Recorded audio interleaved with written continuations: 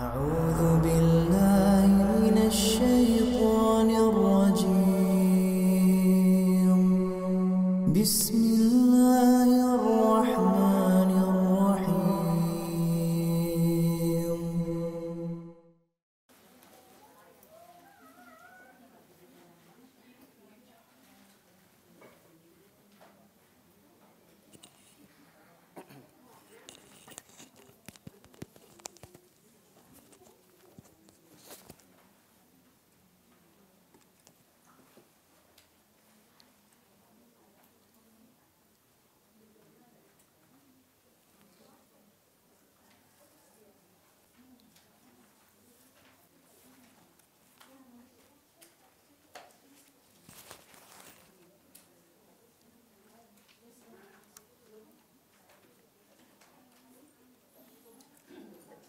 Bismillahirrahmanirrahim. Assalamualaikum warahmatullahi wabarakatuh.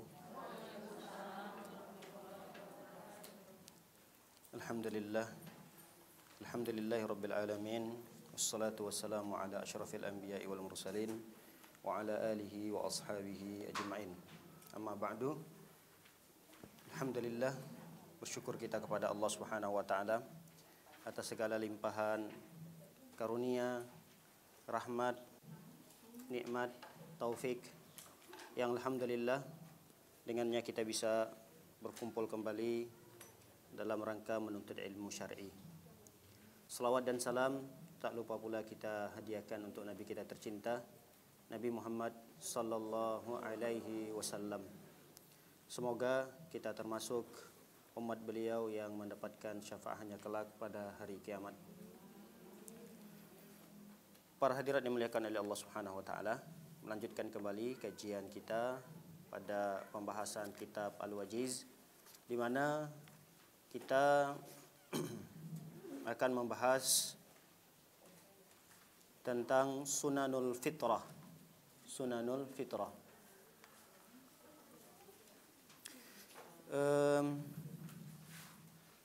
Sunanul fitrah bisa diterjemahkan dengan sunnah-sunnah yang sangat ditekankan untuk dikerjakan agar mendatangkan kesucian. Fitrah itu artinya kesucian. Jadi ketika seseorang muslim atau muslimah mengamalkan beberapa yang dicantumkan oleh Rasul SAW dalam hadis ini, maka ini identik dengan kesucian seorang muslim atau muslimah tersebut. Baik, apa saja yang disebut dengan sunanul fitrah itu, sunnah-sunnah yang suci itu? Kalau kita merujuk kepada hadis Abu Hurairah, Rasul SAW menyebutkan ada 5. Tapi nanti di hadis yang lain yang diriwayatkan oleh Aisyah radhiyallahu taala anha ada 10. Jadi dalam hadis yang diriwayatkan oleh Abu Hurairah ada 5, hadis Aisyah ada 10.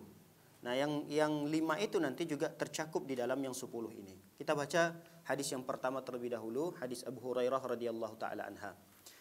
Beliau berkata, Rasul sallallahu alaihi wasallam bersabda, "Khamsun minal fitrah al-istihdadu wal khitanu wa qassus syarib wa natful ibti wa taqlimul azfar." Wa taqlimul azfar. Baik, ada 5 kesucian. Ada 5 kesucian kata Rasul sallallahu alaihi wasallam. Yang pertama adalah al-istihdadu. Istihdad ini adalah, mohon maaf, mencukur bulu kemaluan. Kemudian yang kedua wal khitanu, yaitu berkhitan. Yang ketiga wa qassus syarib, yaitu memotong kumis. Wa natful ibti, mencabut bulu ketek. Wa taklimul azfar, dan memotong kuku. Ini 5 yang disebutkan oleh Rasulullah dalam hadis Abu Hurairah. Sekarang kita berpindah kepada hadis Aisyah radhiyallahu taala anha. Rasul sallallahu alaihi wasallam bersabda, "Asyrun minal fitrah." Ada 10 tanda kesucian. Nomor 5 memotong kuku. Wa taklimul azfar, memotong kuku. Baik. Sekarang kita berpindah kepada hadis yang Aisyah. Rasul sallallahu alaihi wasallam bersabda, ada 10 tanda kesucian. Yang pertama adalah qassus syarib, memotong kumis. Ya kalau perempuan mungkin tidak ada. Jadi tidak mengamalkan yang ini. Wa i'fa'ul lihya. Ini juga tidak diamalkan oleh wanita, yaitu menjaga, memelihara jenggot. Ini tanda kesucian. Wassiwaku, bersiwak. Yang ketiga adalah bersiwak. Ini tidak ada dalam hadis yang tadi yang disebutkan 5 tanda kesucian. Jadi tambahannya sudah ada di sini, memelihara jenggot, kemudian bersiwak. Kemudian yang berikutnya wal istinsyaqul ma. Istinsyaqul ma ini adalah memasukkan air ke hidung. Masukkan air ke hidung. Wa qassul azfar, memotong kuku. Yang keenam wa ghaslul barajim. Ghaslul barajim ini adalah mencuci bagian-bagian persendian, bagian-bagian anggota tubuh yang ada lekukan-lekukannya, dan biasa di situ ada kotoran-kotoran yang menempel di situ. Misal di persendian antara tangan dengan otot ini, siku. Pokoknya setiap ada lekukan, ada biasanya memungkinkan di situ tersembunyi kotoran-kotoran, itu dicuci. Itu dicuci. Wa natful ibti, yaitu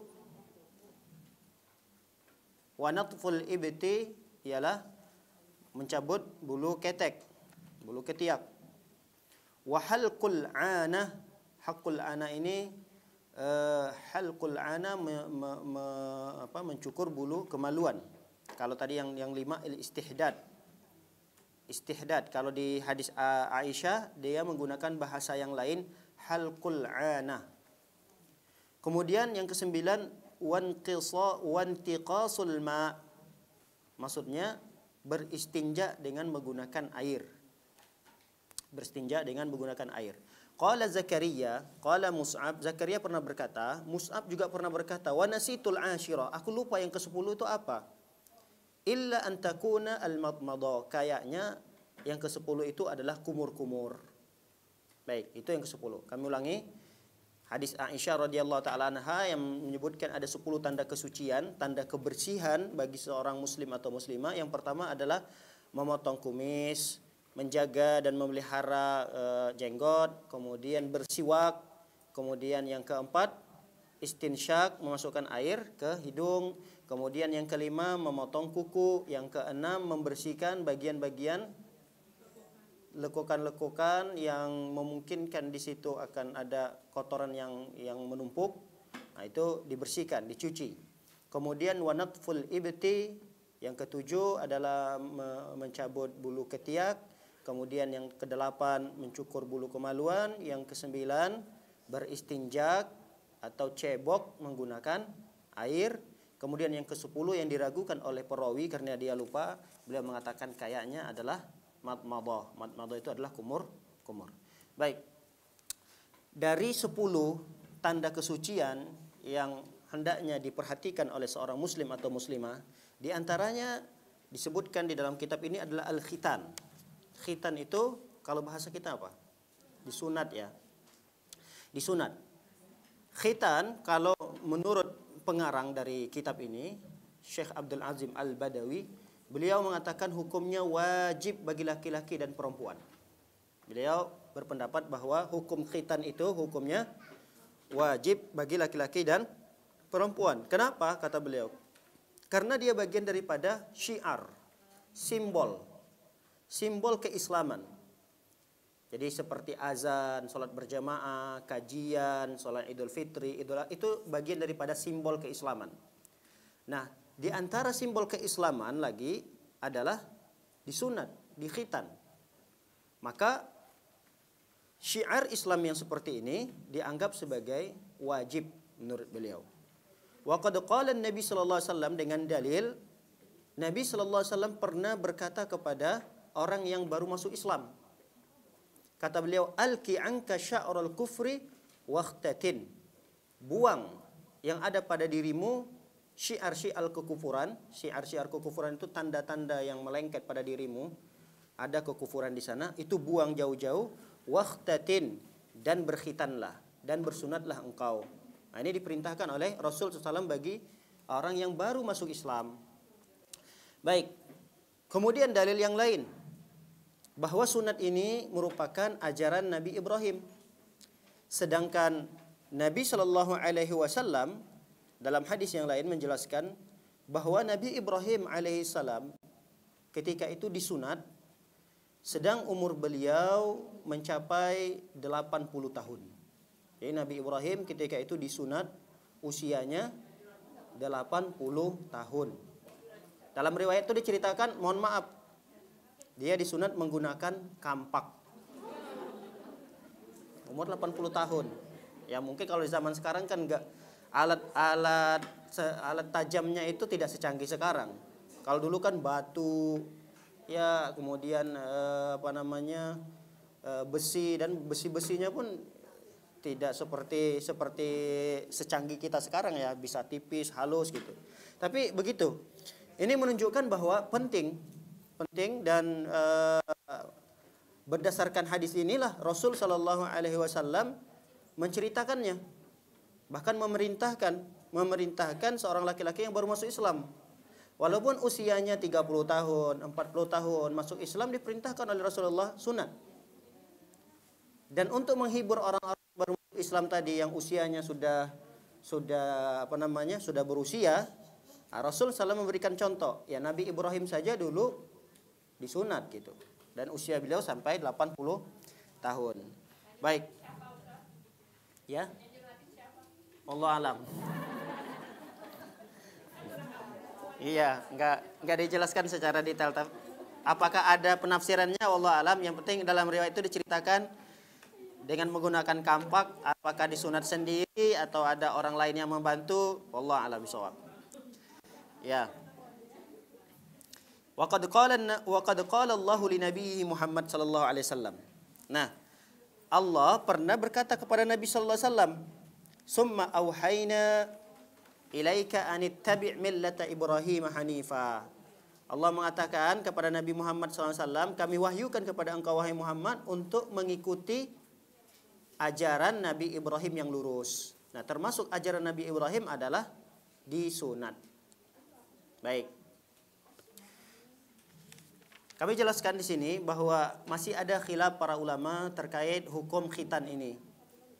Ada sebagian ulama yang mengatakan bahwa khitan ini hukumnya wajib bagi laki-laki dan perempuan. Ini yang dikuatkan, pendapat ini dikuatkan oleh pengarang buku ini. Ada yang berpendapat bahwa khitan itu hukumnya sekedar sunnah, tidak wajib baik laki-laki maupun bagi perempuan.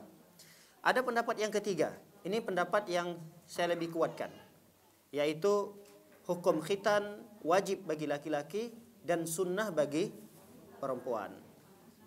Jadi wajib bagi laki-laki tapi sunnah bagi perempuan. Ini pendapat yang kuat dalam masalah ini.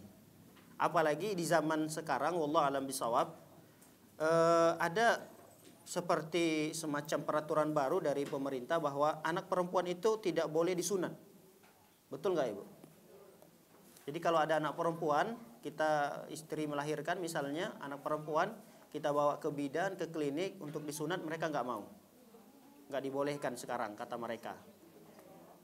Jadi ada aturan seperti itu. Nggak tahu kenapa. Saya pernah tanya, katanya tidak dibolehkan.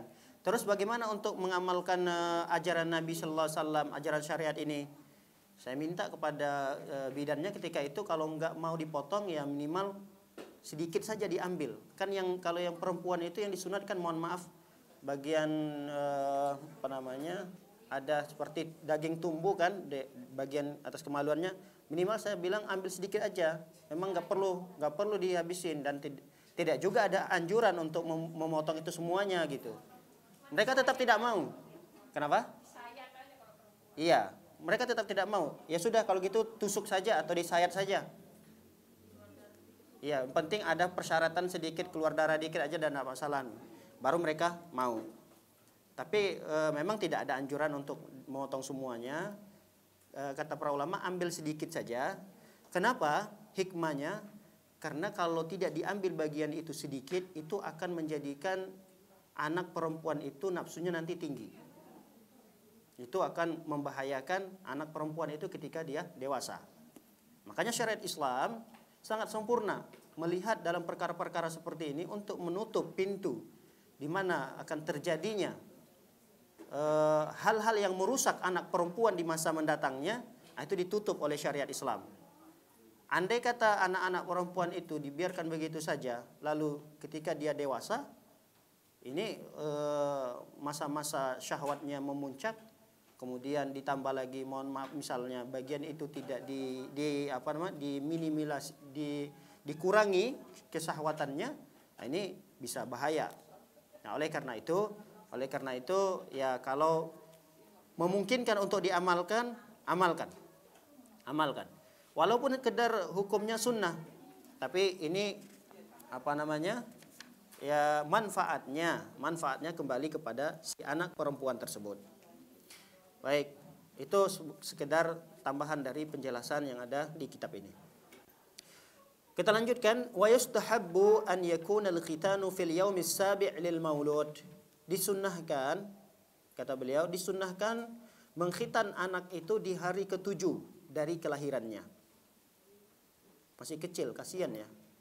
Kalau anak laki-laki umur 7 hari kemudian disunat.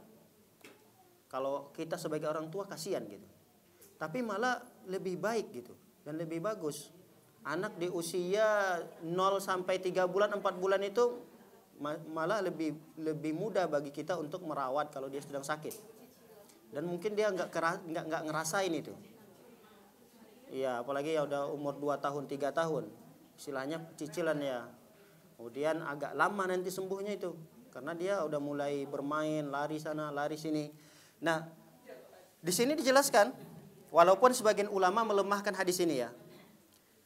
Hadis Jabir menceritakan, anna Rasul sallallahu alaihi wasallam aqqa 'anil Hasan wal Husain wa khatanahuma li 7 ayyam.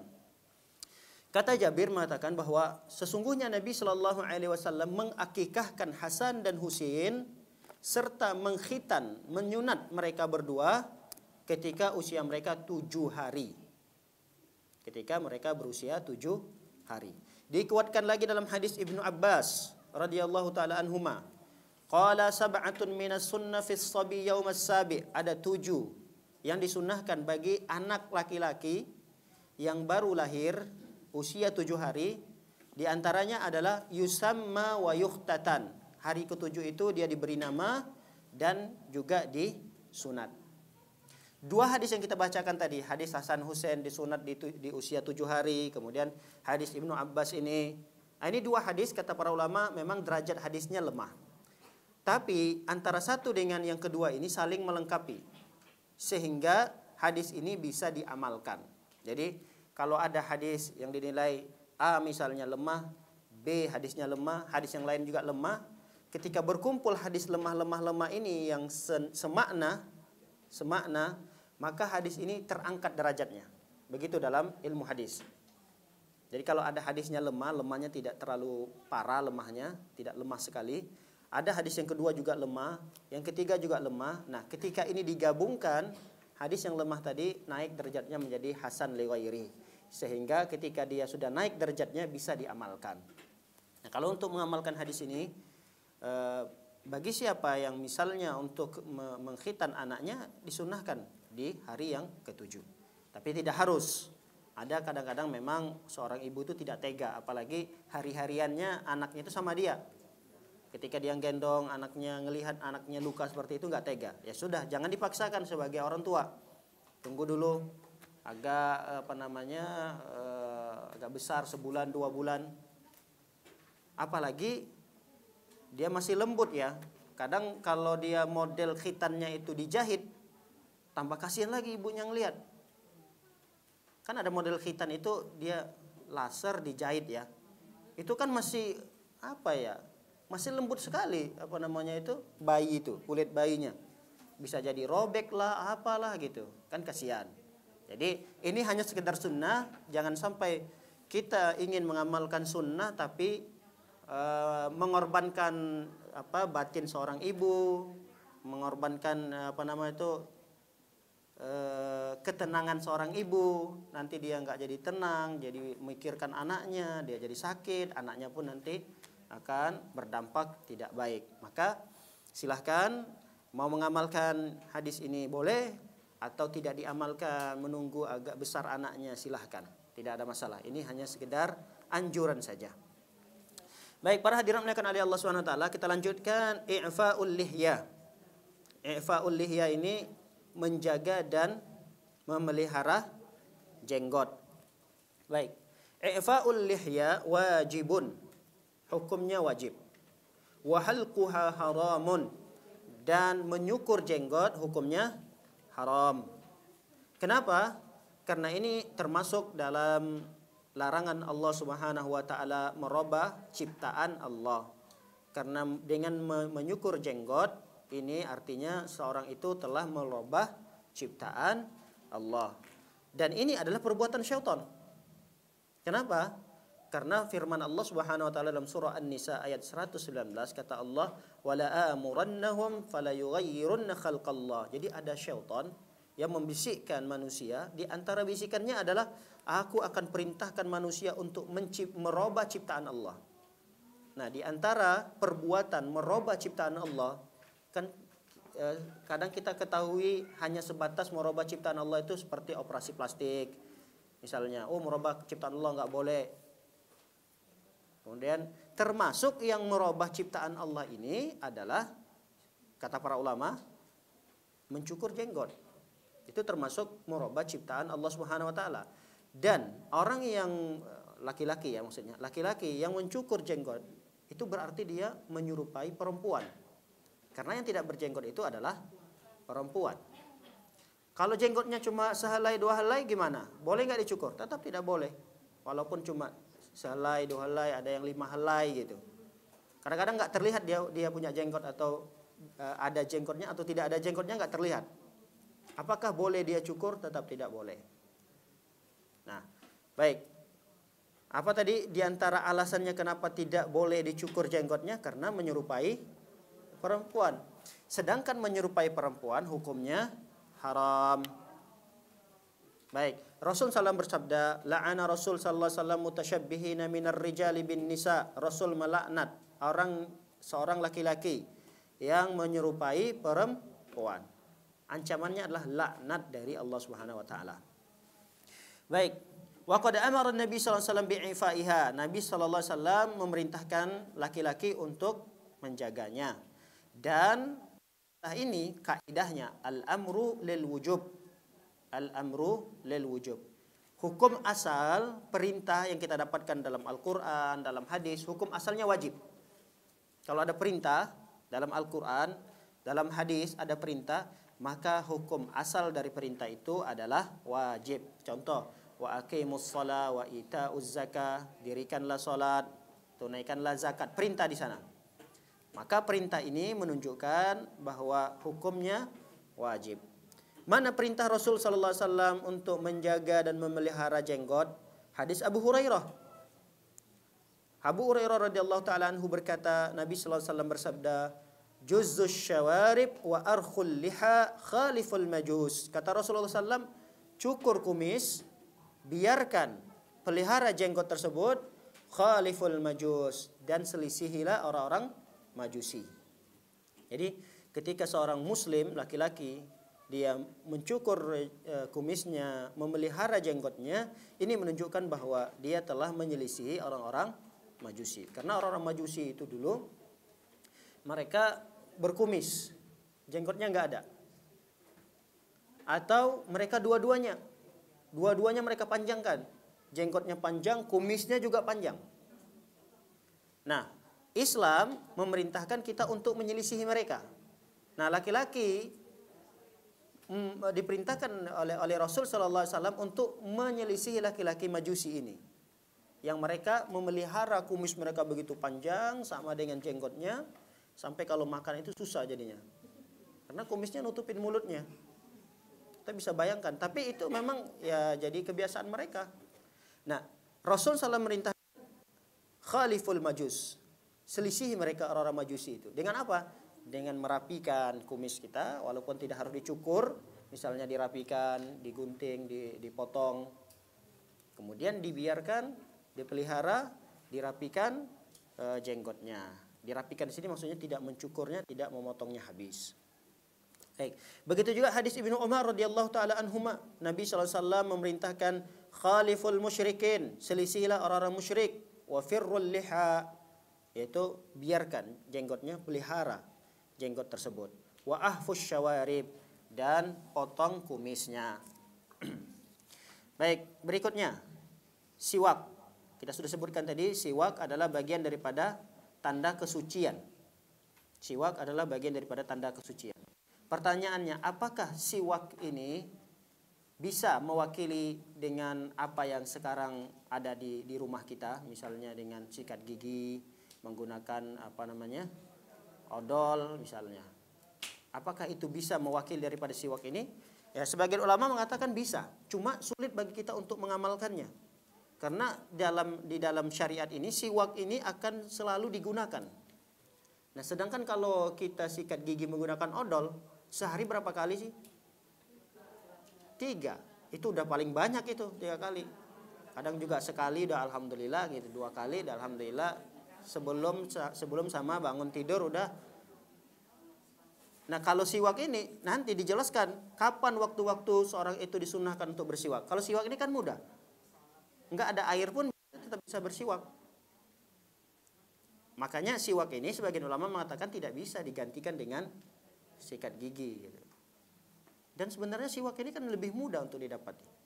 Lebih mudah, kemudian lebih sunnah, lebih bersih, bahkan lebih menguatkan gigi.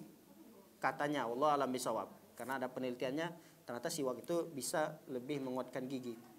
Nah, kalau kita gosok gigi dengan odol, kadang malah gigi itu beda rasanya. Kayak mulai rapuh jadinya. Kalau gigit-gigit sesuatu itu udah mulai nyilu. Kalau kita lihat gigi-gigi orang tua kita dulu yang mungkin mereka jarang sekali menggunakan sikat gigi itu menggunakan odol apa jenisnya, yang mungkin dulu orang tua kita sikat gigi itu tahu sabut, Bu. Kelapa tua itu kan kulitnya bisa diambil nih. Itu pernah saya lihat dulu orang tua kakek nenek saya tuh ketika mereka duduk nyantai, itu diambilnya sambil duduk dia gini-gini deh. Bersih-bersih. Dibersihinnya giginya. Ada lagi kalau di daerah saya itu daerah Sumatera Utara, sebagian mereka itu bersihkan giginya dengan apa? Dengan sirih. Mereka makan sirih sampai kalau orang tidak biasa melihatnya ya agak jijik memang. Tapi memang kehari-harian mereka udah biasa seperti itu. Kadang yang udah digigit-gigit, udah lama di mulut mereka, habis itu nanti digini-gini sama giginya. Gininya.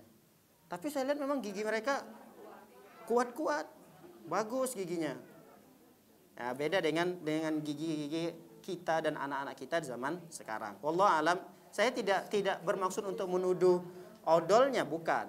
Tapi mungkin sistem dan cara Rasul sallallahu alaihi wasallam tentu lebih baik dalam membersihkan gigi. Karena ini adalah syariat. Dan Rasul sallallahu alaihi wasallam memerintahkan itu, tentu perintah Rasul sallallahu tidak berdasarkan hawa nafsu. Ini adalah wahyu dari Allah Subhanahu wa taala. Baik, kita tidak membahas itu terlalu panjang lebar, kita kembali kepada siwaknya tadi. Siwak hukumnya sunnah. Memang hukumnya sunnah. Dalam setiap keadaan. Misalnya sedang duduk bersiwak, kapan dia mau bersiwak, sunnah hukumnya. Kira-kira kalau ibu misalnya ada teman ngobrol dikit, siwak dia. Misalnya, kira-kira ada gak di antara ibu-ibu sekalian yang merasa jijik? Ada kali ya? Ada? Atau biasa-biasa aja? Nggak sopan biasanya ya? Ya berarti kalau udah kondisinya seperti itu jangan digunakan. Ada kadang-kadang saking dia, mohon maaf nih, saking dia mau mengamalkan sunnah, ngomong dikit sama teman-temannya, masukinnya kantongnya. Itu kan orang merasa, mungkin di zaman kita, apalagi di kota besar seperti ini kan nggak enak dilihat gitu. Ya kalau dia mau sebelum ngomong kan, misalnya bersihin giginya dulu karena dia mau ngomong sama orang takut mengeluarkan bau yang tidak enak misalnya, ya tidak ada masalah, dibersihkan dulu, nanti kantongin. Tapi ada, Allah alam bisawab, mungkin model dia udah kebiasaan, dan dia habis itu nggak dibersihin lagi. Ya, misalnya kalau dia bersihin dicuci gitu kan, ini nggak, habis ini langsung masukin sama dia. Kan orang yang lagi makan, apalagi ngobrol sambil makan, kan nggak enak. Ada seperti ini juga harus dijaga. Jangan sampai kita mau mengamalkan sunnah Nabi SAW, tapi prakteknya kita tidak pandai gitu, tidak pintar, karena nanti itu akan merusak sunnah Nabi SAW. Nah, baik, para hadirin dimuliakan oleh Allah Subhanahu wa taala, di antara tempat-tempat di mana kita dianjurkan untuk bersiwak ini. Jadi tidak setiap waktu di mana tempatnya ada samping siapa. Kadang ada yang sebelum sholat, dia sholat berjamaah nih. Laki-laki, ada biasanya dia memang sering ngantongin siwak. Jadi sebelum dia sholat, persis sebelum takbiratul ihram. Sebelum takbiratul ihram, udah komen ya Allah Akbar, Allahu Akbar, disitulah dia bersiwak. Di saf itu, saf imam udah mulai mengatur barisan, ayo silahkan rapatkan barisan, di situ dia bersiwak, kemudian dia masukkan ke kantongnya. Nah, sebenarnya apa yang dia amalkan itu benar. Cuma di zaman ini alangkah lebih baiknya dia bisa mengatur itu, membuat strategi gimana dia mengamalkan hadis yang nanti akan kita bacakan. Jadi di siwak itu memang ada sebelum sholat, ada hadisnya ada. Nah, tapi jangan dilakukan di tempat yang orang-orang belum terbiasa itu, karena akan menimbulkan fitnah. Kecuali di masjid itu orang udah terbiasa, semua ngantongin siwak. Semua orang ngantongin siwak, udah biasa dengan bersiwak. Ya itu tidak ada masalah, silakan untuk diamalkan. Nah, ini perlu juga kiranya untuk kita perhatikan. Baik, kapan waktunya kita dianjurkan untuk bersiwak itu? Pertama, ketika berwudu. Setiap kali berwudu bersiwak. Dari hadis Abu Hurairah radhiyallahu taala anhu, beliau berkata, Nabi sallallahu alaihi wasallam bersabda, "Laula an asyqa ala ummati la amartuhum bisiwak ma'al wudu." Kalaulah tidak memberatkan, kata Rasulullah, kalaulah tidak memberatkan bagi umatku, aku akan perintahkan mereka untuk bersiwak setiap kali berwudu. Tapi kan ini berat. Sehingga Rasul tahu. Andai kata ini tidak memberatkan, aku perintahkan umatku itu untuk bersiwak setiap kali berwudu. Baik, yang kedua, hadis Abu Hurairah kembali disebutkan oleh Nabi sallallahu alaihi wasallam. Nabi SAW bersabda, "Laula an asyqa ala ummati la amartuhum bisiwak inda kulli shalah." Kalaulah tidak memberatkan bagi umatku, aku akan perintahkan mereka untuk bersiwak setiap kali salat. Ini waktu yang kedua. Waktu yang ketiga, inda qiraatil Quran, ketika membaca Al-Quran. Nah, ini juga dianjurkan. Kenapa dianjurkan dan diperintahkan kita untuk bersiwak ketika membaca Al-Quran? Nah, disebutkan oleh Rasulullah, karena sesungguhnya seorang hamba apabila dia berdiri mengerjakan sholat, datang malaikat. Malaikat itu mendekat dengan dia. Faqama khalfahu yastami'ul Quran wa yadnu. Dan malaikat itu akan berdiri di belakangnya dan mendengarkan bacaan Al-Quran itu semakin mendekat. Malaikat itu semakin mendekat dengan orang yang sedang membaca Al-Quran tersebut. Dan ingat, malaikat itu juga merasa terganggu dengan terganggunya manusia. Kira-kira kita manusia terganggu atau tidak dengan bau yang tidak enak keluar dari mulut seorang? Terganggu atau tidak kita? Terganggu. Malaikat juga seperti itu. Karena malaikat itu, kata Rasulullah, tata'azza, dia juga merasa terganggu dengan manusia yang terganggu dengan sesuatu tersebut. Maka sangat dianjurkan sekali ketika seseorang membaca Al-Quran untuk membersihkan terlebih dahulu bagian daripada mulutnya. Baik. Yang keempat, waktu yang keempat, inda dukhulil bait, ketika masuk rumah.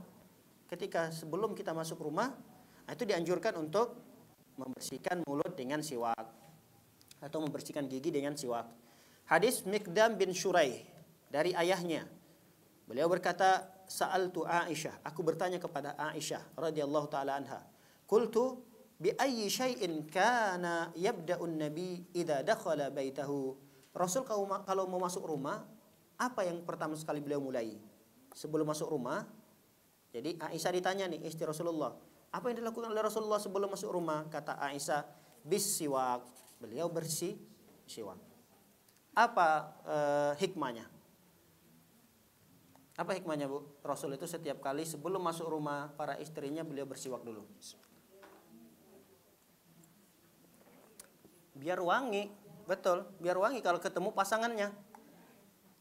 Nah, ini yang jarang diamalkan. Seorang suami itu menuntut istrinya untuk kalau ketemu wangi gitu. Tapi dia sendiri tidak memperhatikan itu. Kan istri juga manusia, dia pengen juga ya suaminya juga wangi gitu.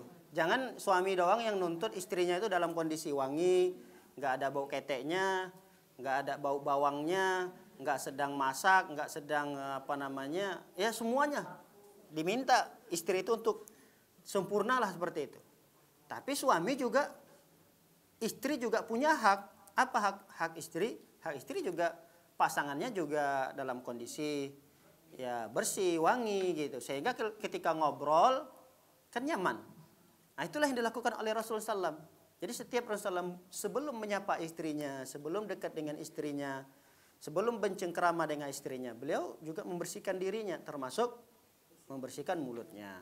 Makanya Aisyah mengatakan sebelum Rasul itu masuk rumah, sebelum beliau mengucapkan salam, sebelum beliau baca bismillah masuk rumah, beliau sejenak menyempatkan diri untuk bersiwak, lalu kemudian masuk, mengucapkan salam, bertemu dengan istrinya. Gitu. Baik, yang kelima.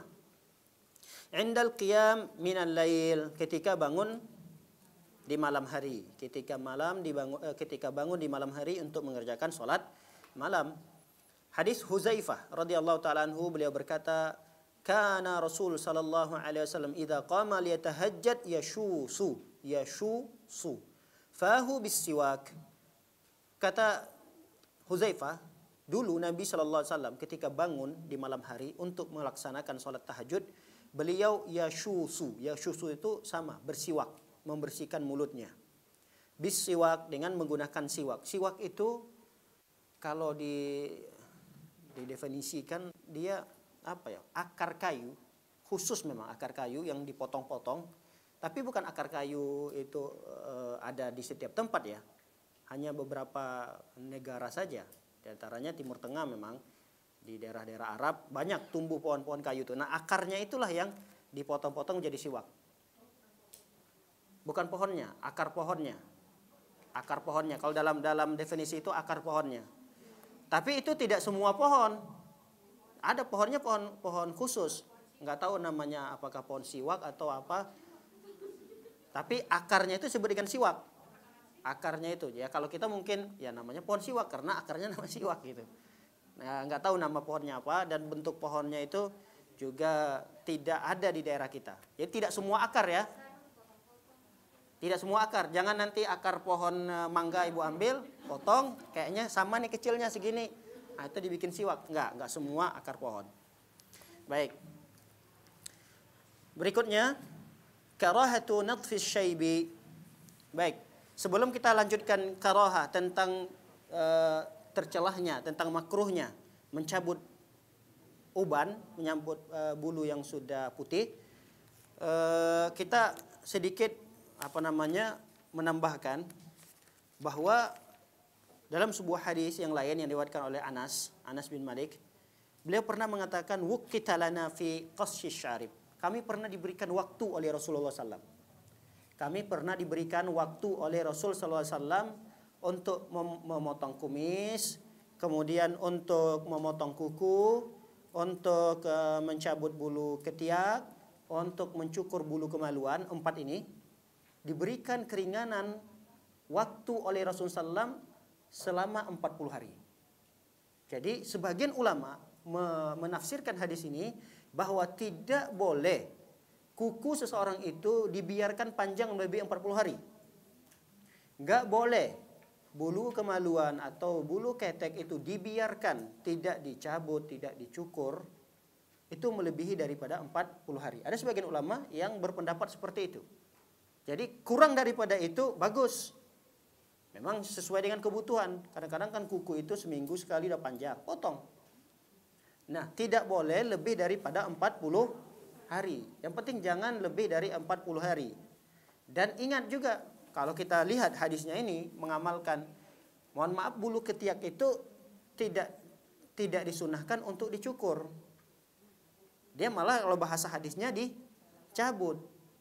Waduh, sakit, lumayan juga sakit gitu. Tapi kalau udah biasa ya, maksudnya setiap kali tumbuh dicabut, itu biasanya enggak sakit. Tapi kalau dia enggak biasa merasa sakit sehingga dia cukur aja. Nah, ini tidak ada masalah, tapi tidak sesuai dengan sunnah ini. Karena kan bahasa hadisnya natful ibti, mencabut. Beda dengan, mohon maaf, bulu kemaluan. Bulu kemaluan itu memang dicukur. Nah, itu nggak bisa memang dicabut, dia harus dicukur memang. Ya. Barakallahu fikunna. Baik ibu-ibu sekalian dimuliakan oleh Allah Subhanahu wa taala, kita lanjutkan karahatu natfil asyaibi. Ada sebagian ulama menilai bahwa hukumnya makruh bagi orang yang mencabut uban yang ada di kepalanya. Atau sebagian ulama mengatakan kalau dia laki-laki yang ada di jenggotnya. Hukumnya makruh. Ada sebagian ulama yang mengatakan hukumnya haram. Hukumnya haram. Tapi kalau kita lihat di sini, beliau melihat bahwa hukumnya makruh berdasarkan hadis Nabi sallallahu alaihi wasallam. Hadis Nabi sallallahu alaihi wasallam mengatakan la tantifu syaiba. Jangan cabut uban. Kata Rasulullah, jangan kalian cabut uban yang tumbuh di kepala kalian. Ma min muslimin yashibu syaibatan fil Islam illa kanat lahu nuran yaumal qiyamah. Karena seorang muslim tidaklah tumbuh uban pada kepalanya kecuali itu menandakan bahwa uban itu menjadi cahaya nanti pada hari kiamat. Dia akan memancarkan cahaya. Uban itu akan memancarkan cahaya pada hari kiamat. Nah, kalau uban itu dicabut, ada 2-3 uban mulai, kalau udah banyak kan nggak bisa dicabut. Nanti cabut semua rambutnya rontok, ya dia nggak ada punya rambut. Tapi kan ada orang yang model rambutnya itu terlihat udah ubannya 1, 2, 3, wah nanti ini bisa merembet kemana-mana nih gitu. Nah, kalau gitu cabut, nggak boleh. Allah alam bisawab. Kan bisa dengan cara yang lain. Mendatangkan cahaya itu bisa dengan cara lain. Dengan wudu bisa. Tapi kan ini salah satu yang mendatangkan cahaya yang disebutkan oleh Rasulullah SAW adalah dengan uban itu. Tapi uban siapa dulu? Uban seorang muslim kata Rasulullah. Kalau orang-orang kafir yang bertebaran di muka bumi yang beruban itu juga tidak mendatangkan cahaya.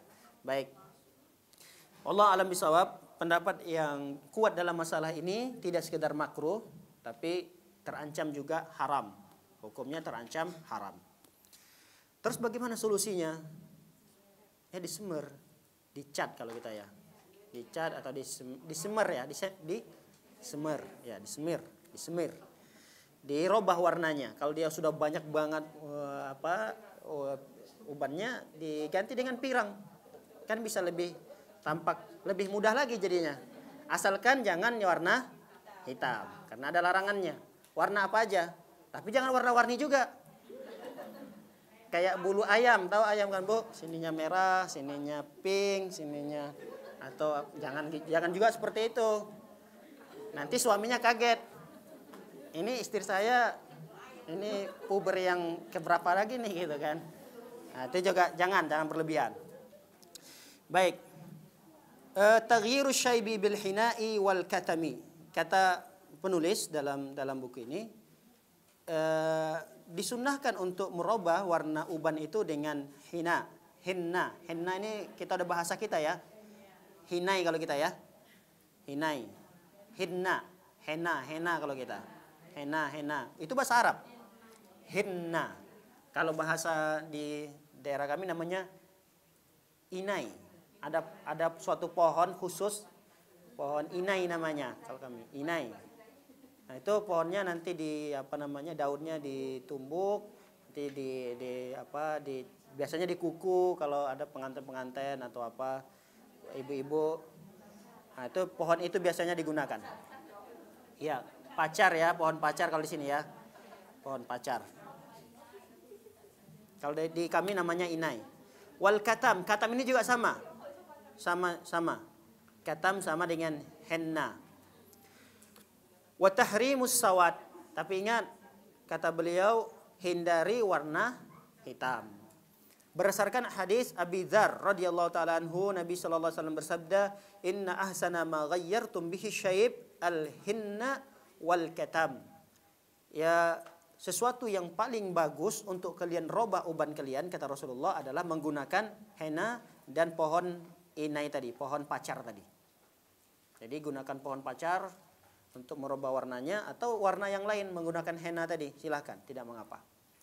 Hadis Abu Hurairah radhiyallahu taala anhu, beliau mengatakan, Rasul SAW bersabda, "Innal yahud wan nasara la yasbughuna fakhalifuhum." Sesungguhnya orang-orang Yahudi dan orang Nasrani, mereka tidak mewarnai rambut mereka, maka selisihi mereka, kata Rasulullah. Dulu ya, di zaman Rasulullah, orang Yahudi, orang Nasrani itu kalau beruban ya udah biarin aja beruban putih. Nah, kalau kita umat Islam diperintahkan oleh Islam, fakhalifuhum, selisihi mereka. Maksudnya apa? Warnain rambut tersebut. Bagaimana kalau rambutnya belum ada ubannya? Boleh diwarnain atau tidak? Barangkali dia untuk tampil lebih cantik depan suaminya, karena terlalu monoton, misalnya hitam terus rambutnya, pengen dirubah. Boleh atau tidak? Boleh, tidak ada masalah. Boleh. Yang penting itu di depan suaminya, jangan di depan orang. Kalau sekarang kan di depan orang, depan siapa saja, nah itu nggak boleh. Rambutnya baru keluar dari salon, ditampakkan, ditunjukkan ke orang-orang. Nah, ini jelas keharamannya. Baik. Dari hadis Jabir radhiyallahu taala anhu, beliau berkata, "Utiya bi Abi Quhafa." Pernah Abi Quhafa dihadapkan di depan Rasulullah, didatangkan di hadapan Rasulullah. Abu Quhafa di sini maksudnya ayah dari Abu Bakar. Abu Bakar punya ayah namanya Abu Quhafa. Abu Bakar ketika itu sudah seumur dengan Nabi. Ketika Fathul Makkah, membebaskan kota Makkah, beliau ingin membawa ayahnya untuk masuk Islam di hadapan Nabi. Ayahnya tentu ketika itu sudah tua, sudah semua rambutnya putih. Pada Yaum Fathil Makkah, pembebasan kota Makkah. Wa ra'suhu wa lihyatuhu kas-sughamah. Jadi ketika itu rambutnya ayah Abu Bakar ini, Abu Quhafa, dan jenggotnya semuanya putih. Faqala Rasul sallallahu alaihi wasallam, Rasul berkata kepada Abu Bakar dan kepada ayahnya, "Ghayyiru hadza bi syai'." Robah nih warna yang udah putih-putih ini dengan sesuatu, kata Rasulullah. "Wajtanibus sawad." Tapi hindari yang warna hitam. Jadi ketika Rasulullah didatangkan ayah Abu Bakar yang sudah tua, rambutnya udah putih semua, jenggotnya udah putih semua, Rasul ketika itu melihat dan meminta kepada Abu Bakar, "Robah ini warnanya. Kok udah putih semua gini? Cat, di smear. Yang penting hindari warna hitam." Hadis terakhir dari bab ini adalah hadis Ibnu Abbas radhiyallahu taala anhuma, beliau berkata, Nabi SAW bersabda, "Yakunu qaumun yakhsibuna fi akhiriz zaman bis-sawad kahawasil al-hamam la yurihuna raihatal jannah." Nah, ini kenapa dilarang warna hitam? Karena akibatnya nanti tidak akan mencium bau surga. Jadi ancamannya sangat keras bagi mereka yang sudah beruban. Kan ada yang, ya bukan ada lagi, memang banyak kalau kita lihat. Kalau nggak salah ini bapak-bapak ini dulu rambutnya udah putih semua, kemudian tiba-tiba hitam lagi, kayak muda banget kelihatannya gitu. Nah, ini nggak boleh. Ancamannya apa? Kata Rasulullah, la yurihuna raihatal jannah. Mereka itu tidak akan mencium bau surga. Jadi ancamannya luar biasa, menunjukkan haram hukumnya mewarnai rambut yang sudah putih dengan warna hitam. Baik, para hadirat yang dimuliakan oleh Allah Subhanahu wa taala, kita lanjutkan bab yang berikutnya. Bab adabul khala. Adabul khala. Apa ini adabul khala? Adab buang air ya. Adab ketika masuk toilet. Adab ketika berada dalam toilet. Adab ketika hendak meninggalkan toilet. Ini namanya adabul khala. Baik. Apa adab-adabnya? Yang pertama, adab yang pertama, yustahabbu liman arada dukhulal khala an yaqul bismillah Allahumma inni a'udzubika minal khubuthi wal khaba'ith. Baik. Dimulai dengan ucapan bismillah dulu. Jadi tidak langsung Allahumma inni a'udzubika minal khubuthi wal khaba'ith. Baik. Dimulai dari bismillah. Kenapa? Hadisnya Nabi sallallahu alaihi wasallam mengatakan syatru ma baina a'yunil jin wa aurati bani adam idza dakhala ahaduhumul khala an yakul bismillah. Kata Rasulullah, penghalang antara matanya jin.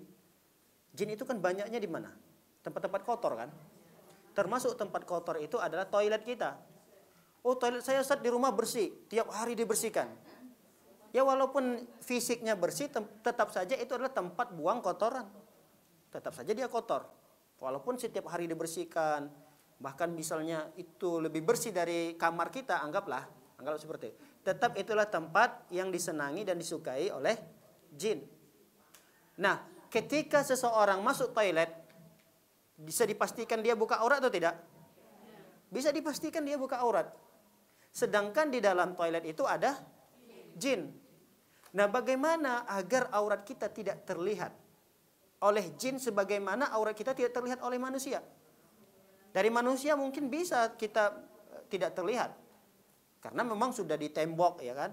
Kalau dulu kan orang kalau buang air ya di padang pasir itu kan tempat terbuka. Makanya kalau Rasulullah SAW ketika bersafar tidak ada toilet umum, beliau ketika mau buang air ya jauh berjalan lagi sedikit beliau dari perkumpulan sahabat-sahabatnya sudah hampir tidak terlihat. Baru Rasulullah SAW kadang jongkok. Ya tapi memang tidak terlihat kayak ada apa gitu di sana. Nah, seperti itu dulu. Kalau sekarang kan alhamdulillah di mana kita tempat berhenti ada toilet umum, rest area ada toilet. Bisa tidak terlihat oleh pandangan manusia. Tapi kalau dari pandangan jin, gimana untuk menghindarinya? Dengan bismillah itu.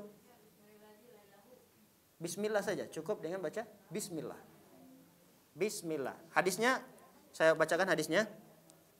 Syatru ma baina a'yunil jin wa aurati bani Adam idza dakhala ahaduhumul khala an yakul bismillah. Jadi sebelum masuk itu baca dulu bismillah. Kenapa? Karena kata Rasulullah, penghalang antara pandangan jin dengan aurat manusia, dipastikan dia pasti buka aurat di situ. Nah, bagaimana untuk supaya jin ini tidak melihat aurat kita, aurat manusia? Dengan membaca bismillah ketika masuk toilet. Baik. Hadis Anas bin Malik. Jadi tidak hanya bismillah, tapi juga kita berlindung. Karena kalau kita hanya sekedar baca bismillah berarti aurat kita tidak terlihat. Tapi apakah aman kita dari gangguan jin tersebut? Nah, untuk supaya kita juga mendapatkan benteng agar kita aman dari gangguannya, kita berlindung kepada Allah dengan ucapan Allahumma inni a'udzubika minal khubuthi wal khaba'is. Ya Allah, aku berlindung kepadamu ya Allah dari setan, dari jin laki-laki dan jin perempuan. Ya kalau kita perempuan yang senang sama kita berarti siapa? Jin laki-laki. Kalau kita laki-laki berarti yang senang dengan kita ya jin perempuan. Ya kita kan udah nenek-nenek Ustaz, masa senang juga mereka? Ya Allah alam bisawab, ya belum seperti itu hadisnya. Mau dia udah nenek-nenek, mau dia udah masih gadis atau masih ya yang penting jin itu memang memiliki sifat mengganggu. Jadi tidak heran kalau ada orang yang sudah rajin ngaji pun dia masih diganggu. Bahkan ada yang dia tidak sadar tiba-tiba dia marah sama suaminya.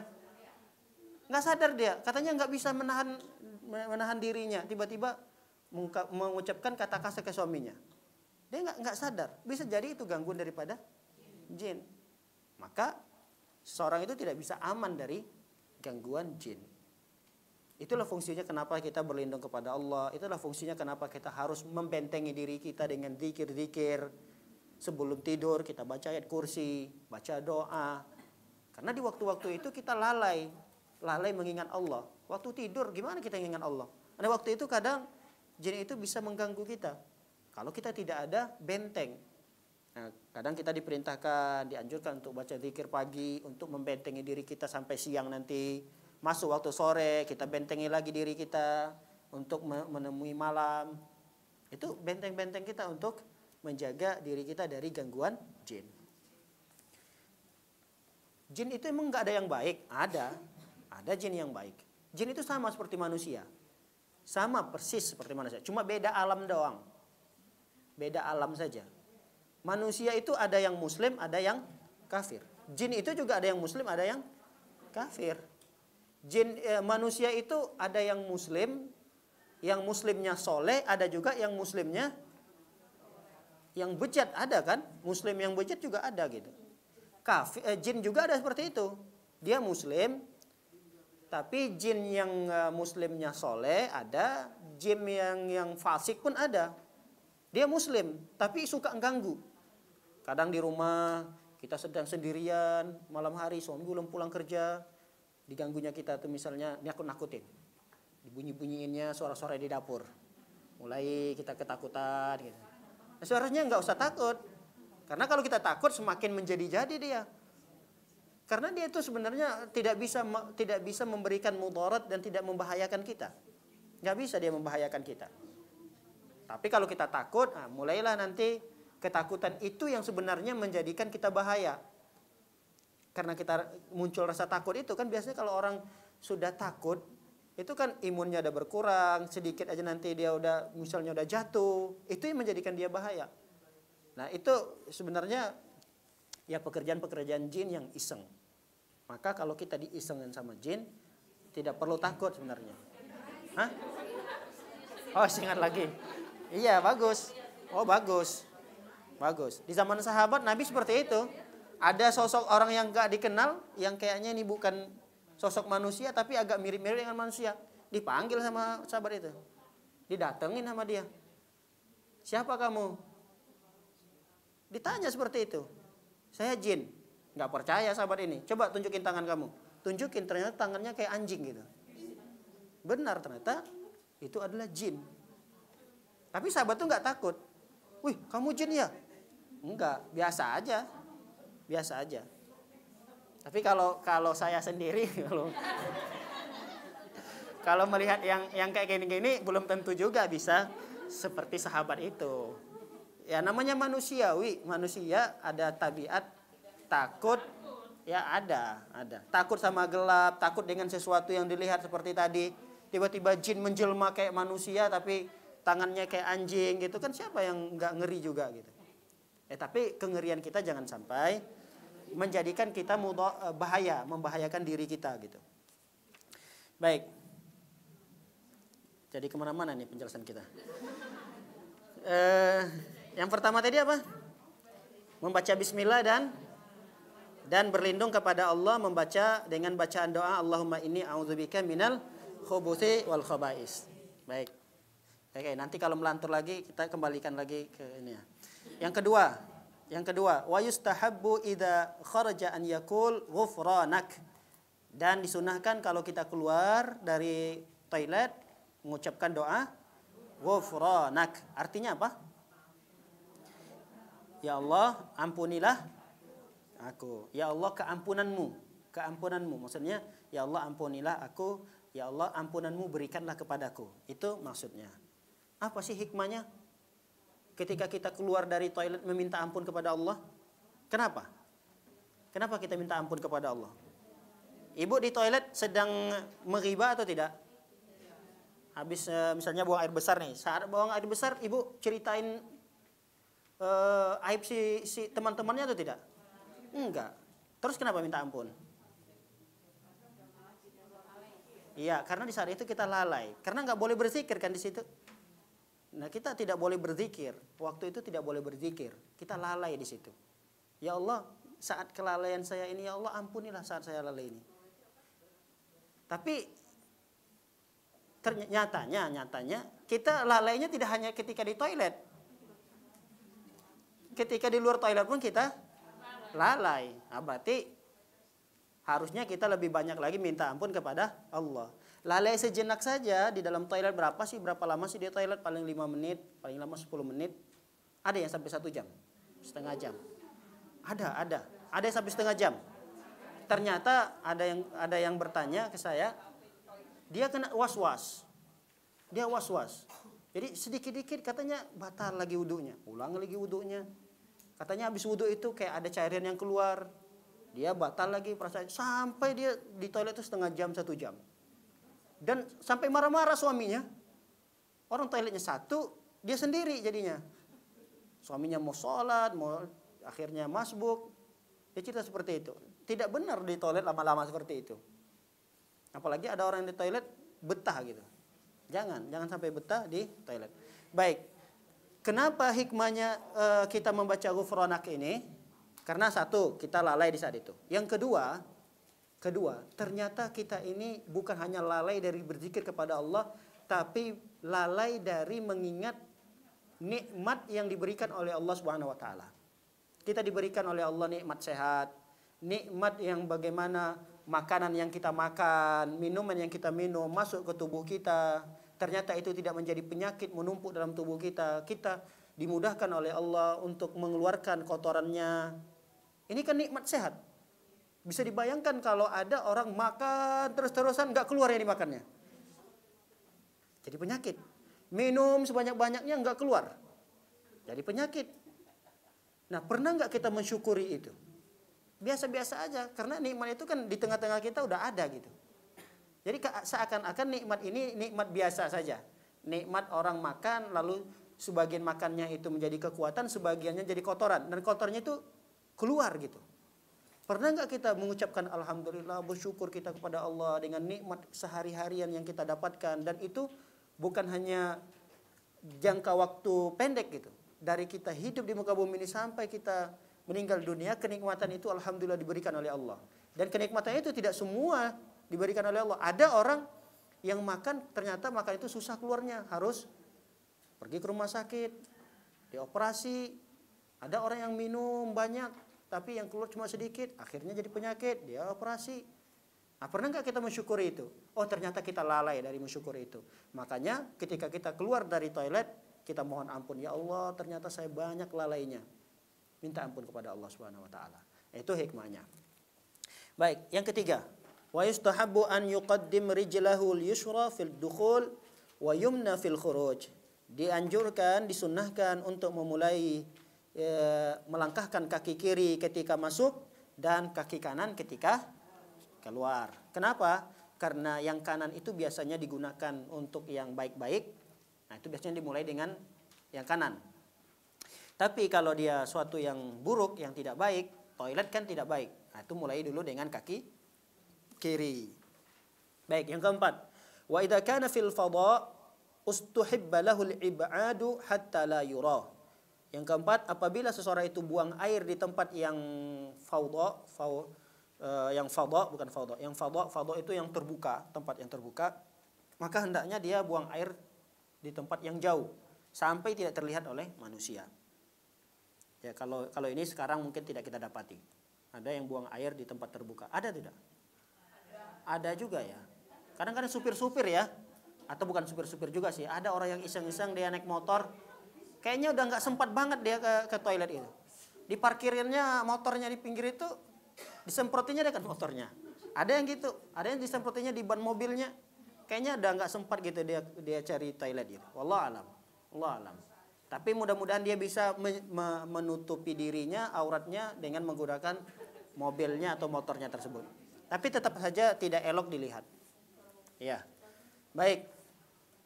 Yang kelima, wa yustahabbu an la yarfa'a thawbahu hatta yadunu minal ard. Kalau ini tempat terbuka juga ya, tempat terbuka. Disunnahkan untuk tidak mengangkat pakaiannya dulu sampai dia sudah mendekat ke tanah. Kenapa? Kalau dia misalnya tempat terbuka, dia angkat dulu pakaiannya, itu akan menjadikan auratnya terlihat. Tapi kalau dia sudah mau mendekat ke tanah, baru dia angkat pakaiannya, nah seperti itulah yang disunahkan. Itu yang pernah dilakukan oleh Nabi SAW ketika beliau ingin buang hajat, dan beliau tidak mengangkat langsung pakaiannya sampai dia sudah dekat dengan tanah. Kemudian yang keenam, wala yajuzu istiqbalul qibla wa istidbaruha fis sahra wala fil bunyan. Tidak boleh buang air itu, buang air kecil maupun air besar, menghadap ke arah kiblat atau membelakangi kiblat. Ini fis sahra itu di padang pasir, di tempat terbuka. atau di tempat yang ada bangunannya. Di tempat yang ada bangunannya. Ini juga tidak boleh. Sebagian ulama mengatakan, bahkan pengarang kitab ini juga menyebutkan tidak boleh. Kan di rumah kita kan sudah ada dinding nih, tembok. Nah, kalau toilet kita itu ternyata jongkokannya itu menghadap ke kiblat atau membelakangi kiblat, menurut beliau, pengarang kitab ini Abdul Azim Al-Badawi, beliau menyebutkan tidak boleh. Nah, sebaiknya apa yang dilakukan? Ya dirubah posisinya. Kalau arah kiblat di Indonesia itu arahnya ke arah barat ya, arah barat, nah berarti dirubah. Apakah itu ke arah utara atau arah selatan? Dirubah. Atau dimiringkan ke sana atau ke sini. Yang penting tidak membelakangi arah kiblat dan tidak menghadap ke arah kiblat. Wallahu a'lam bishawab, pendapat yang kuat dalam masalah ini, kalau beliau di sini melihat bahwa haram hukumnya, tetap tidak boleh walaupun itu di toilet yang ada temboknya, tetap tidak boleh menghadap atau membelakangi kiblat. Wallahu a'lam bishawab, pendapat yang kuat dalam masalah ini tidak ada masalah. Boleh. Tidak mengapa kalau memang toiletnya itu sudah ada temboknya ya. Kalau di padang pasir tempat terbuka memang itu tidak boleh. Tidak boleh sama sekali. Tapi kalau dia misalnya punya tembok, ternyata klosetnya itu menghadap ke kiblat atau membelakangi kiblat, ada sebagian ulama mengatakan tidak mengapa. Tapi untuk lebih amannya, lebih baiknya adalah sebaiknya dirubah. Sebaiknya diangkat kembali dan dirubah arahnya. Baik. Berikutnya yang keberapa ini? Ketujuh. Baik, ketujuh. Wa yahrumut takhalli fi tariqin nas wa fi zillihim. Tidak boleh buang air kecil maupun apalagi buang air besar. Haram hukumnya. Di mana? Di jalan yang dilewati oleh manusia atau di tempat zil. Zil itu tempat persinggahan. Kalau dulu orang tempat persinggahan pohon. Kalau sekarang apa? Halte ya, tempat kumpul-kumpul orang, di mana misalnya orang mau naik bis, orang mau nunggu. Itu nggak boleh buang air kecil di situ ataupun buang air besar. Kenapa? Karena mendatangkan laknat. Karena akan dilaknat oleh orang-orang banyak. Lihat Rasul SAW mengatakan ittaqul la'inaini. Takutlah kalian dengan pelaknat. Apa yang dua laknat tersebut? Ketika seseorang buang air kecil ataupun buang air besar, pertama di jalan, yang kedua di tempat persinggahan orang, di tempat berkumpulnya orang. Nah, ini kadang yang kita dapati, ini yang kita sayangkan di daerah-daerah kita, apalagi mohon maaf di agak-agak di kampung-kampung ya. Itu mereka buang air kecil, bahkan buang air besar. Itu di pinggir-pinggir jalan yang dilewati orang gitu. Enggak boleh. Bisa kita bayangkan kalau kita yang lewatin. Coba kalau kita yang lewatin, tiba-tiba ada kotoran, anggaplah di jalan seperti ini. Ada orang iseng buang kotoran di situ. Bagaimana sikap kita? Kadang sumpah serapah keluar dari mulut kita kan. Kurang ajar ini, nggak ada akhlak ini. Nggak tahu diri, jorok amat. Itu manusiawi. Bahkan ada lagi ucapan-ucapan doa yang tidak baik. Itulah yang dimaksud dengan laknat itu. Nah, itu yang dikata Rasulullah, hati-hati kalian dengan ucapan-ucapan laknat dari orang-orang yang terzalimi seperti itu. Itu bahaya. Ada lagi orang yang kecil sembarangan di halte, kita mau nunggu bis, pusing di mana ini. Jadi nggak nyaman gitu. Kadang kita kan keluar kata-kata yang tidak baik jadinya kan. Ada yang lebih parah daripada kata-kata yang tidak baik itu, misalnya dengan kata-kata apalah gitu, nggak usah disebutkan. Ini kan bahaya. Mudah-mudahan kurapan lah dia yang buang air di sini. Ya. Itu ucapan laknat. Makanya kata Rasulullah, hati-hati dengan doa-doa seperti itu, laknat-laknat seperti itu. Di mana itu bisa didapatkan doa laknat itu dari orang lain? Ya dari tempat-tempat yang dia buang kotoran di jalan, di tempat orang berkumpul, di halte tadi, atau tempat orang beristirahat, itu tempat rest area gitu. Rest area itu udah disediakan ini kok toilet gitu. Tapi dia buang air juga sembarangan gitu. Kita mau istirahat, mau keluar supaya segar dulu badan, keluar dari mobil, pusing di sekitar parkiran itu. Ini kan mendatangkan apa? Mendatangkan kayak sumpah serapah kan dari orang yang menggunakan fasilitas itu. Itu yang dikhawatirkan oleh Rasulullah, dan itu Rasul nasihati kita, hati-hati dengan sumpah serapah seperti itu, dan bisa jadi dari sekian banyak orang itu ada yang dikabulkan oleh Allah. Nah, itulah kewaspadaan yang diberikan oleh Rasulullah kepada kita untuk tidak sembarangan buang air kecil dan buang air besar. Wa yukrahu an yabul fi mustahammihi, dan hukumnya makruh kata beliau buang air kecil di tempat mandi. Karena biasanya tempat mandi, di situ dia buang air kecil. Tapi sekarang kan tempat mandi di toilet kita itu dia kemiringannya udah bagus. Artinya kalau dia buang air kecil situ, najisnya itu tidak menggenang di situ, disiram langsung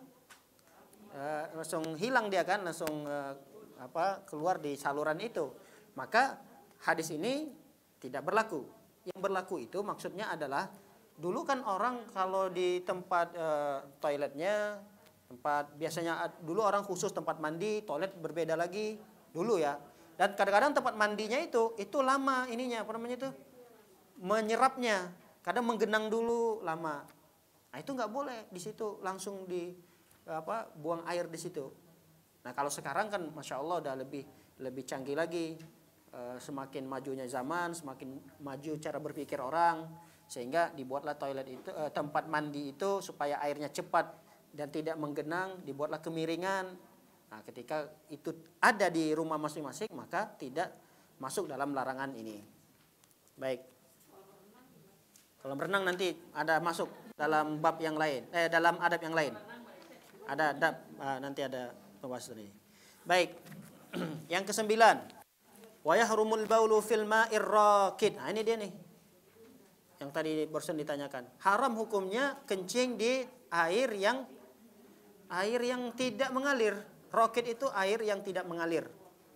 Air kolam renang mengalir atau tidak? Enggak. Maka kalau kita ngajak anak-anak kita renang, itu ajarin anaknya. Kalau kamu mau pipis di toilet ya nak, nggak boleh pipis di situ. Nanti kamu malas.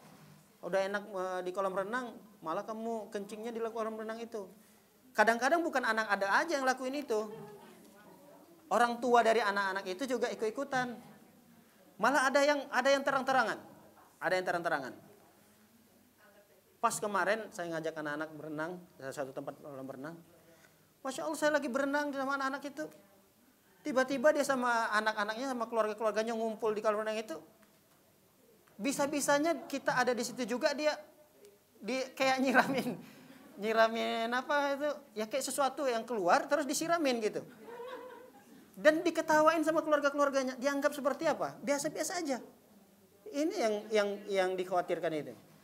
Keluarga-keluarganya yang duduk-duduk juga di kolam renangnya kan cetek, yang memang kolam renang anak-anak kan. Terus dia disiram-siramin sama dia. Dilihat sama keluarga-keluarganya yang lain malah dijadiin bahan lelucon dan ketawaan gitu. Itu kan nggak boleh. Ada yang terjadi barusan kemarin tuh kemarin lah. Terjadi seperti itu, nggak boleh. Lihat Rasulullah SAW mengatakan dari hadis Jabir, Nabi SAW mengatakan annahu naha an yubal fil ma'ir raqid. Dilarang. Rasulullah SAW melarang seseorang kencing di air yang tidak mengalir. Di air yang tidak mengalir. Ya kalau dia sungai mengalir, silakan, karena dia mengalir nanti. Dan itu tidak akan mengotori gitu. Karena airnya mengalir. Tapi tetap saja kalau memang ada sungai itu airnya bersih, apalagi sumber kehidupan orang-orang yang di sana, tetap juga kita tidak boleh sembarangan. Wah nggak boleh, udahlah buang air besar di sini aja. Terus nanti orang yang di sana ketika mau gunain airnya lewat itu ngalir itu. Nggak boleh juga. Ya kita harus paham bahwa itu air sumber kehidupan atau tidak. Jadi kita juga harus paham dalam masalah ini. Baik, yang ke berapa sekarang? Yang ke 10. Masih banyak ini. Yang ke 10. Wa yajuzul baul qa'iman wal qu'udu afdal. Boleh hukumnya kencing berdiri dan duduk lebih afdal. Jongkok lebih afdal. Ya, walaupun ada masalah khilaf di sini, tapi beliau lebih cenderung mengambil pendapat bahwa kencing berdiri, tapi bagi perempuan ya umumnya mereka kencing jongkok, nggak ada yang berdiri. Ini laki-laki barangkali ya. Ya laki-laki boleh berdiri selama dia memastikan aman ya. Aman bahwa dari percikan kencingnya tersebut. Kalau aman insya Allah tidak mengapa dia berdiri. Tapi tetap afdalnya jongkok. Baik. Kenapa? Karena hadis Aisyah. Aisyah pernah mengatakan dengan tegas. Apa kata Aisyah? Man haddatsakum anna Rasul SAW. Siapa orang yang menceritakan kepada kalian bahwa Nabi pernah kencing berdiri, fala tusaddiqu. Jangan kalian percaya. Fama kana yabul illa jalisan. Rasul itu tidak pernah kencing kecuali jongkok. Kecuali duduk. Itu kata Aisyah. Tapi dalam hadis yang lain, Huzaifah yang menemani Rasul SAW bersafar, bepergian, Huzaifah pernah bercerita bahwa Nabi SAW ketika sampai melewati perkampungan penduduk, ketika melewati sudah habis nih, beliau mojok gitu. Rasul pernah mojok sebuang air dalam kondisi berdiri. Dilihat oleh Huzaifah. Bahkan Huzaifah yang mengambilkan airnya. Kemudian air itu digunakan oleh Rasulullah untuk cebok dan berwudu. Nah, ini menunjukkan bahwa Rasul pernah kencing berdiri dan disaksikan oleh sahabat yang mulia bernama Huzaifah. Terus bagaimana dengan hadis Aisyah yang mengatakan jangan percaya dengan siapapun yang bercerita bahwa Nabi pernah kencing berdiri? Kata para ulama, Aisyah ini kan meriwayatkan hadis yang beliau nampak, yang dilihat oleh beliau sendiri. Tapi kan masih banyak perbuatan Rasulullah yang di luar sana yang tidak dilihat oleh Aisyah. Sehingga kalau ada suatu hadis yang satu mengatakan tidak pernah dilakukan oleh Rasulullah, yang satu ada sahabat mengatakan pernah dilakukan oleh Rasulullah. Bagaimana ini? Kata para ulama, dahulukan pendapat yang mengatakan ada. Dahulukan pendapat yang mengatakan ada. Dan pendapat yang mengatakan tidak ada seperti Aisyah tadi, ini kan menafikan. Kalau Huzaifah tadi kan mengisbatkan, menetapkan adanya Rasul kencing berdiri. Maka kata para ulama, dua hadis ini maka diutamakan hadis yang menetapkan itu. Karena itu ada tambahan ilmu. Karena itu adalah tambahan ilmu. Baik, yang berikutnya. Yang ke-11. Wa yajibul istinzahu minal baul. Wajib hukumnya agar istinzah. Istinzah itu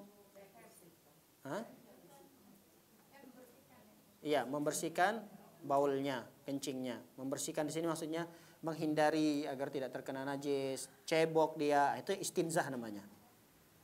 Kenapa? Karena ada ancaman dari Rasul SAW ketika beliau melewati dua kuburan.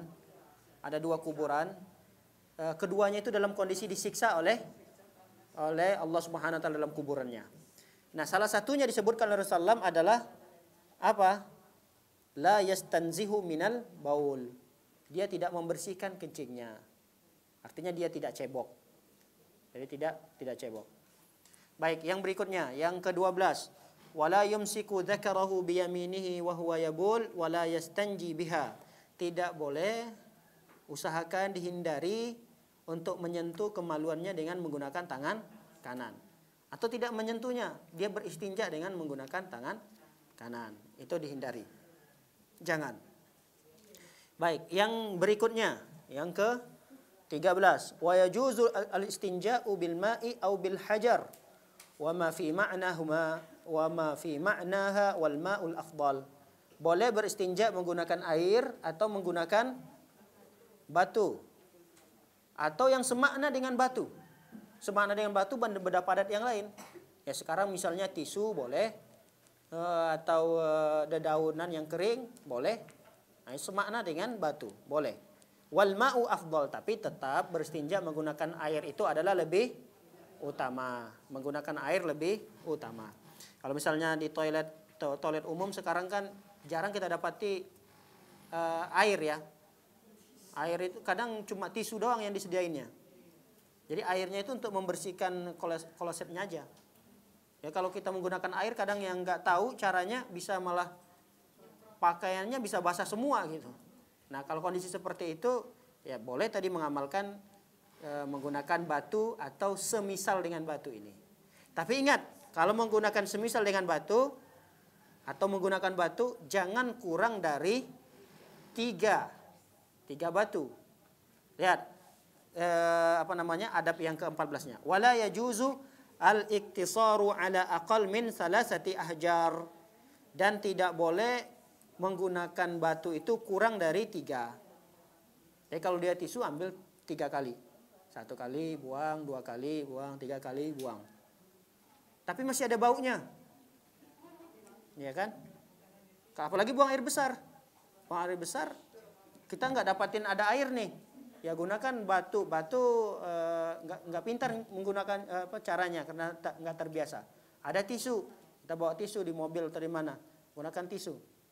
Ya selama dia menggunakan paling sedikit 3 kali, udah cukup. Tapi mau lebih daripada itu, silahkan. Nah kalau ditanyakan apakah itu sudah dianggap suci, bersih? Iya, dia sudah suci, sudah bersih selama zat najisnya itu sudah terangkat. Tidak usah dihiraukan dengan baunya. Jangan disibukkan dengan baunya. Kalaupun kita dengan air, mohon maaf nih, cebok dengan air sekalipun, baunya masih ada atau tidak? Kalau nggak percaya coba cium tangannya. Habiskan bersihin kotoran anaknya misalnya, cebokin anaknya, udah bersih nih kita siram dengan air banyak. Terus kita cium tangan kita, bau atau tidak? Bau. Apakah masih dikatakan tangan kita bernajis? Tidak. Jadi bau itu tidak pengaruh. Ya kalau sekarang kan bisa dihilangkan dengan sabun. Tapi kan ada di tempat-tempat yang kita sulit untuk mendapatkan itu.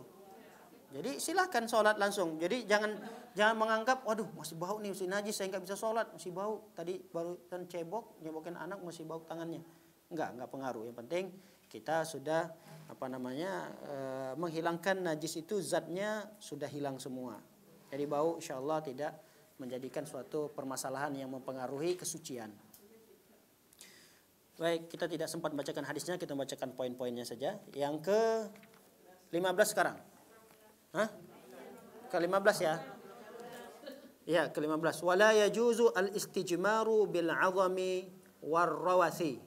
Tidak boleh beristinja itu menggunakan tulang dan kotoran. Kotoran apa di sini? Kotoran hewan. Apa yang menyamai kotoran hewan seperti batu itu? Onta kadang ya, atau keledai.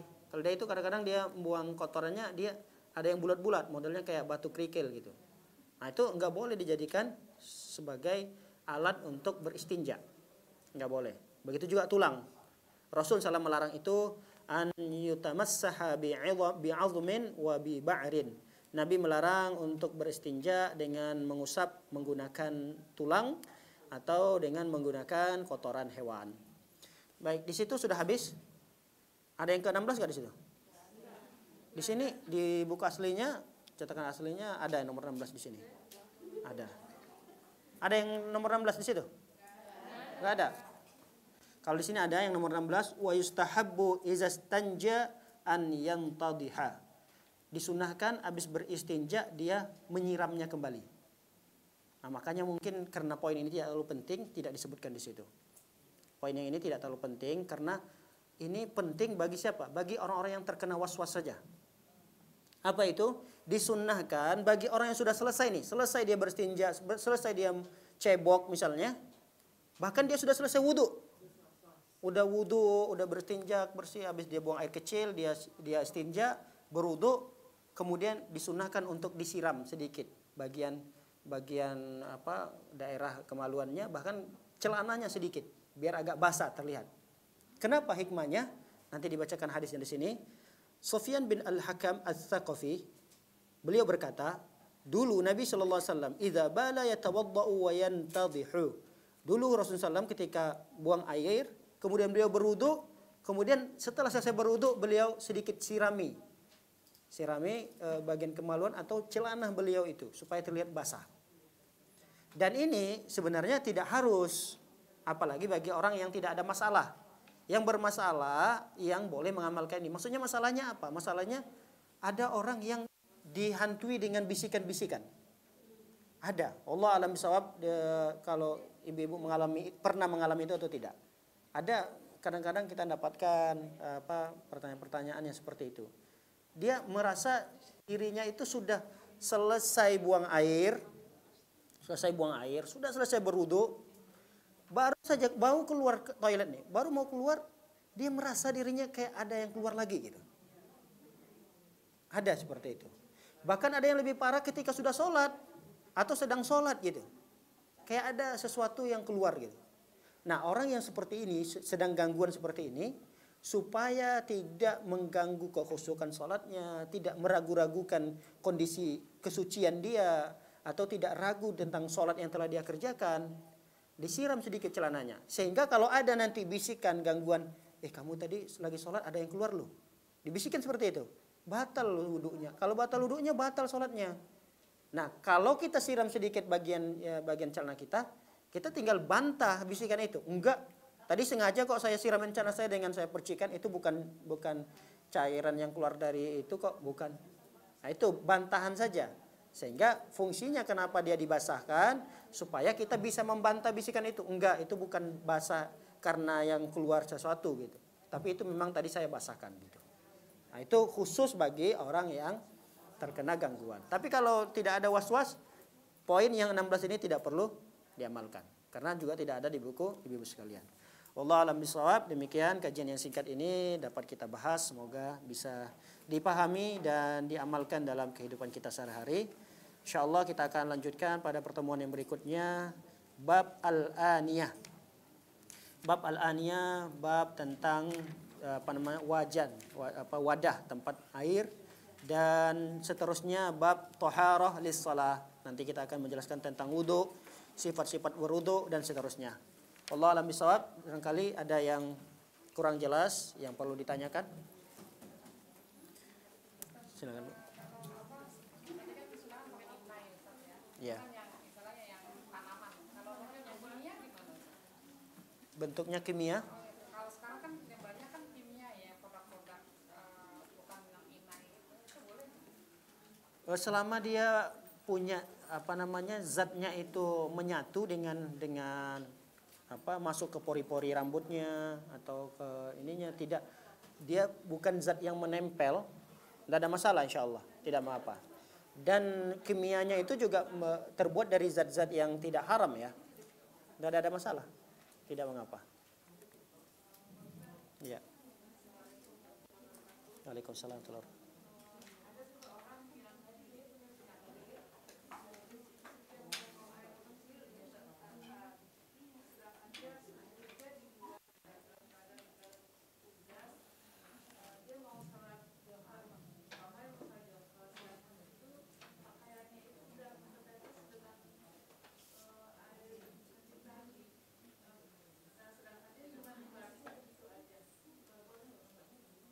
Dia kena penyakit gitu ya, penyakit yang sering kencing kayak beser gitu.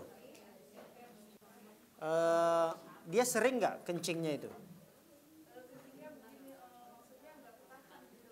Oh, maksudnya tanpa.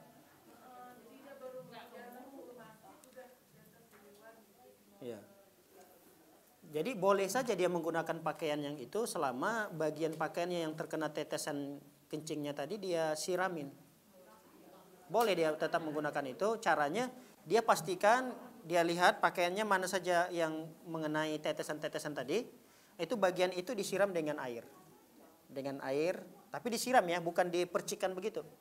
Jadi ada air, dikucur ya, dikucur. Apakah itu dengan gelas, dia bawa air aqua, bukan air mineral misalnya, dia kucurkan, dia bersihkan, itu sudah cukup. Dia sudah cukup seperti itu. Ya, Allah a'lam bishawab. Ya,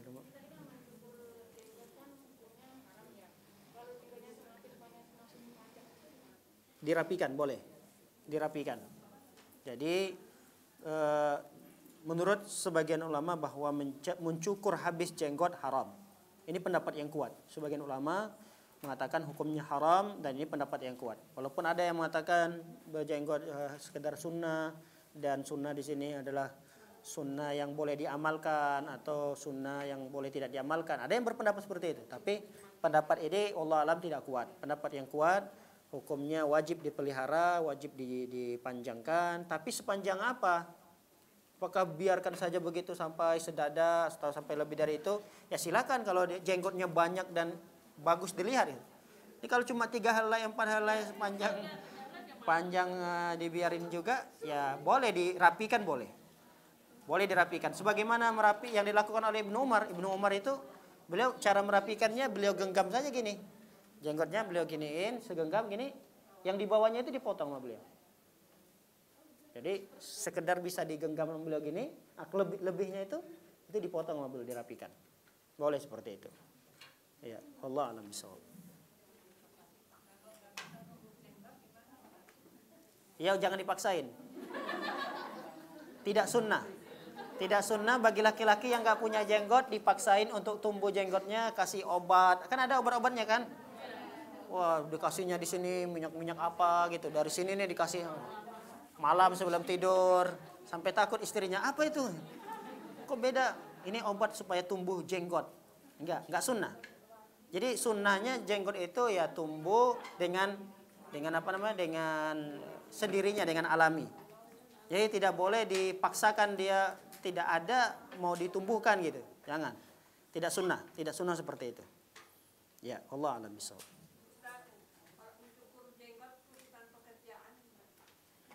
Ya haram.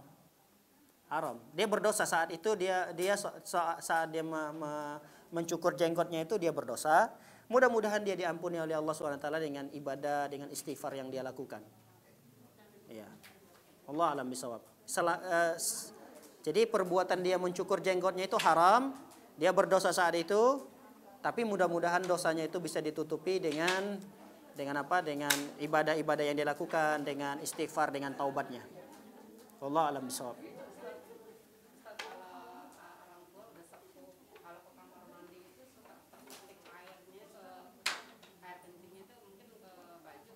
Iya.